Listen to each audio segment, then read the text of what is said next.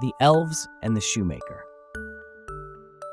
Once upon a time, in a quiet little village, there lived a kind and humble shoemaker with his cheerful wife. The shoemaker worked hard, but no matter how much effort he put in, he could only afford to make one pair of shoes a day. He had just enough leather left to make one last pair.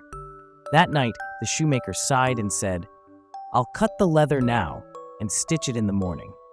So he laid the pieces neatly on his workbench and went to bed, hoping tomorrow would bring better luck. But oh, what a surprise awaited him at sunrise. When the shoemaker entered his workshop, he rubbed his eyes in disbelief.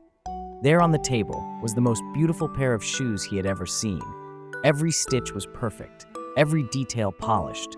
Soon, a wealthy customer came by, bought the shoes for a high price, and the shoemaker bought enough leather to make 2 more pairs. That night, he laid the leather out again. And just like magic, the next morning, 2 pairs of stunning shoes were waiting for him. Night after night, this miracle continued. The shoemaker and his wife grew happier and more prosperous, but they were also curious. Who could be helping them?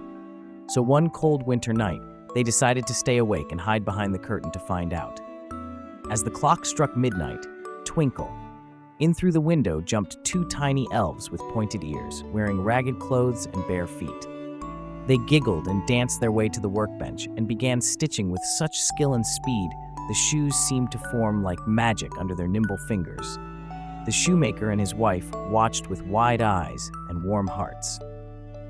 "These kind little elves have done so much for us," whispered the wife. "Let's make something special for them." The next day, she sewed 2 tiny outfits with little jackets, trousers, scarves, and hats. The shoemaker made 2 pairs of miniature shoes, soft and warm. They left the gifts on the workbench with a note that read, "Thank you, dear friends."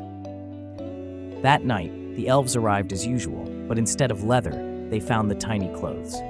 Their eyes sparkled with joy. They dressed up at once, danced on the table, and sang with glee. Then, with a final giggle, they skipped out the window, never to return. But the shoemaker and his wife were never sad. Their hearts were full of gratitude. From that day on, their little shop remained busy and happy, all thanks to the kindness of the tiny elves and their own giving hearts.